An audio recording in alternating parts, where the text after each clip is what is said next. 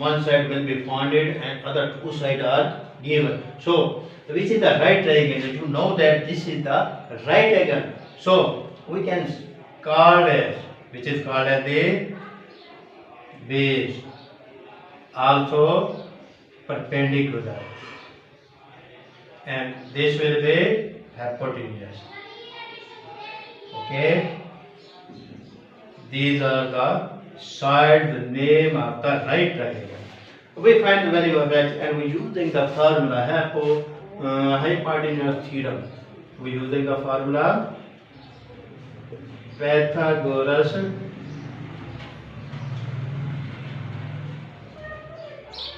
theorem. Okay, you know that the Pythagoras theorem base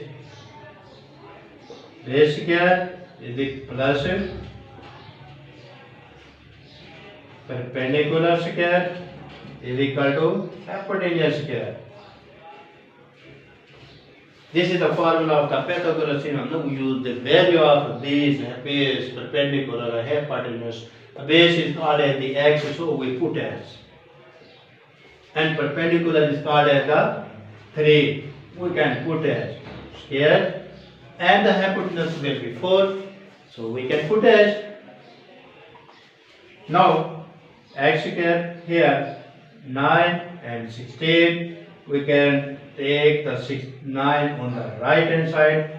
So this will be 7. We find the value of x. We take the square root and then we have 7.